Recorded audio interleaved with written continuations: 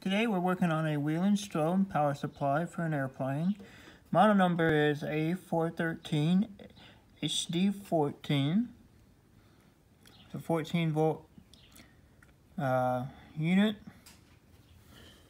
There's only two outputs. To get into it, we're going to have to drill out the rivets on both sides.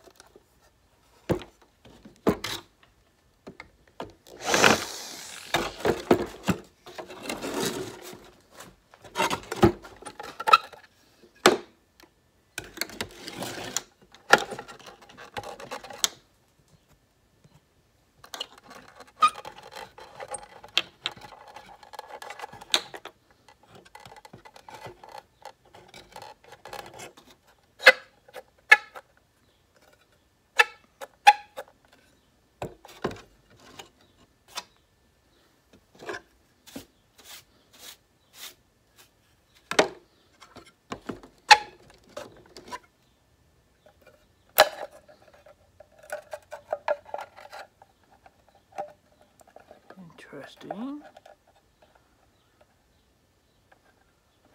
Alright.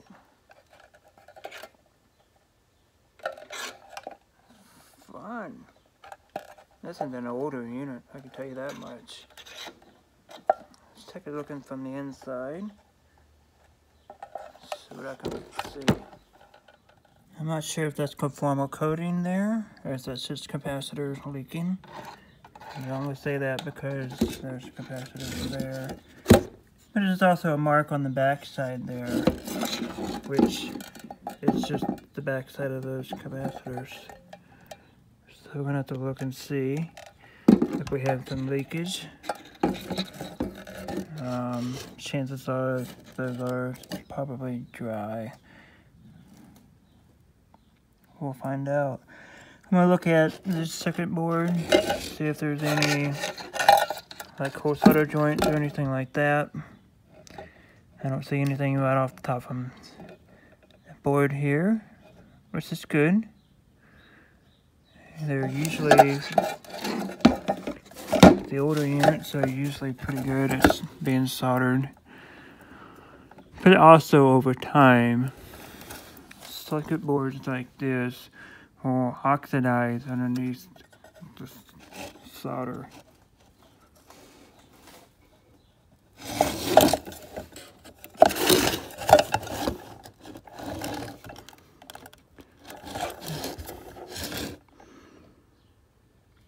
The smell is older. There's something there.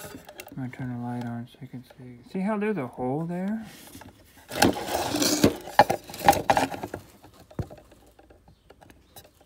That is this capacitor right here. I believe it's a capacitor. It's a big brown thing. I'm not sure what it is. It's gotta be a capacitor. Anyway, that right there would have been a perfect example of a cold solder joint. That is the hot coming in, your voltage coming in. So this is a this is the path. So this is why the unit failed. Okay, this would be a path of your voltage. The black wire out here is your ground. It's your common to your battery. The white wire is your positive. So your hot coming in, following the gray wire there, is your positive. Looks like it could be soldered in 2 spots. I can't tell right off the bat if it's soldered in 2 spots or not. I don't think. I'll have to check that out. It might be in 2 spots. But whatever the case is, this is definitely going to cause issues. And we're going to solder that. That may have been the whole entire thing, the only thing that's wrong with it. But we're going to check it out. Resolder that one part. And I'm going to take a look at these capacitors to make sure they're not drying up or leaking out. If that's metal, I'm going to take and just tape it. It's just a regular clear tape. That way it's isolated from here to the case. And then I'm going to look at the rest of the circuit and make sure that it's okay. There's this little black guy in the center there. And I'm going to look at him. It looks kind of cracked. It might just be the coating. But I'm going to see. Looks like it's just a coating. They have him wedged pretty good on that circuit board. So, filter cap on the input. You can clearly see. I'm taking pictures now.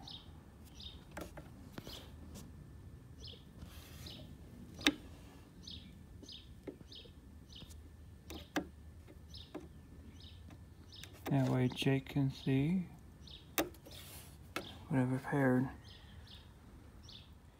Now it says white or red lead is positive. Well, here's the white. Black lead or case is negative. Well, okay, so this is your black lead, but somebody added on to it. It's not that big of a problem. So this is going to be the red, which is fine. I got the part soldered in there. I got my power supply here. And my little trusty red solo cup is the light bulb. I'm going to power it up. Let's see what happens. Let's turn my current all the way up. It is. It's going to be kind of bright.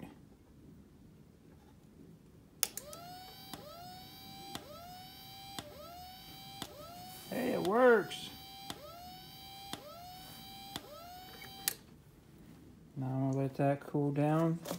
And by cooling, what I really mean is I'm going to let this discharge for about 5 minutes, and I'm going to check the other port.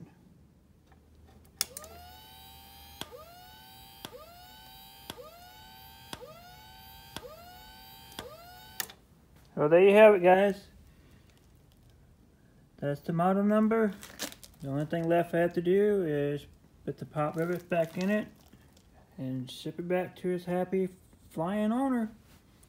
I'll see you next time, and thanks for watching. Oh, if you want this repaired, there's an email in this video, probably right about here. Send me an email, and I'll fix your unit for you.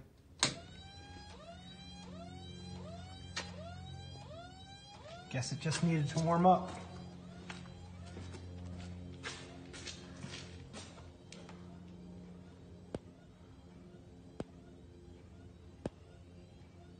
Thank you, Jake.